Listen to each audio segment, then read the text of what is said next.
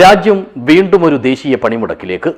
സംയുക്ത trade union ആഹ്വാനം ചെയ്ത പണിമുടക്ക് ബുധനാഴ്ച അർദ്ധരാത്രി മുതൽ ആരംഭിക്കും.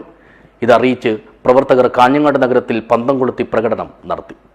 This news sponsored by Shobhika Weddings, Big Mall, Kanhangad, Kozhikode, Koyilandy and Kuttiady. കേന്ദ്ര സർക്കാരിന്റെ പുതിയ തൊഴിൽ കോഡുകൾ തൊഴിലാളി വിരുദ്ധമാണെന്ന് ആരോപിച്ചുകൊണ്ടാണ് വിവിധ ട്രേഡ് യൂണിയനുകൾ ഒരുമിച്ച് ഫെബ്രുവരി 12-ന് ദേശീയ പണിമുടക്കിന് ആഹ്വാനം ചെയ്തിരിക്കുന്നത്. ബാങ്കുകൾ, സർക്കാർ ഓഫീസുകൾ, കലാലയങ്ങൾ, പൊതുഗതാഗതം എന്നിവയെല്ലാം പണിമുടക്ക് ബാധിക്കും. KSRTC ബസ്സുകളും സ്വകാര്യ ബസ്സുകളും ഓട്ടോ ടാക്സി തൊഴിലാളികളുമെല്ലാം സമരത്തിന്റെ ഭാഗമാകുന്നതിനാൽ പൊതുനിരത്തുകൾ പൊതുവിൽ ശൂന്യമായിരിക്കും.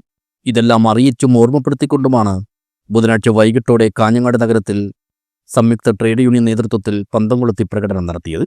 ഇതോടനുബന്ധിച്ച് പുതിയകോട്ടയിൽ ചേർന്ന യോഗം FSCTU കാസർഗോഡ് ജില്ലാ സെക്രട്ടറി A. ഹരിദാസ് മാസ്റ്റർ ഉദ്ഘാടനം ചെയ്തു.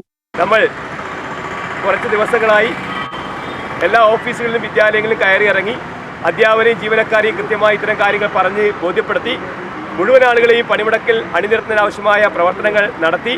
ഇന്നിപ്പോൾ ഇതിൻ്റെ വിളംബരം എന്ന രീതിയിലാണ് ഇപ്പോൾ പന്തം കൊളുത്തി പ്രകടനം ഈ പുതിയകോട്ടയിൽ നമ്മൾ സംഘടിപ്പിച്ചിരിക്കുന്നത്.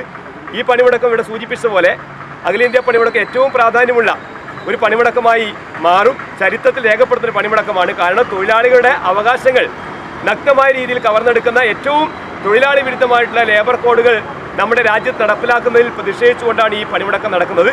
ഈ ലേബർ കോഡുകൾ എന്ന് പറയുന്നത് തൊഴിലാളി വിരുദ്ധമാണ് എന്നല്ല, നമ്മുടെ തൊഴിലാളികളെ അടിമസമാനമായ ഒരു സാഹചര്യത്തിലേക്ക് നയിക്കുന്ന അങ്ങേയറ്റം പ്രതിലോമകരമായിട്ടുള്ള കോർപ്പറേറ്റുകൾക്ക് വേണ്ടി അല്ലെങ്കിൽ മുതലാളിമാർക്ക് വേണ്ടി പടച്ചുവിട്ട മാരണ നിയമമാണ് എന്നുള്ള കാര്യത്തിൽ യാതൊരു തർക്കവുമില്ല. TV Hemalatha, C. Kunhikrishnan, Sreekala teacher, A. Jayesh, KV Rajan master തുടങ്ങിയവർ പ്രകടനത്തിന് നേതൃത്വം നൽകി. News bureau, Kanhangad.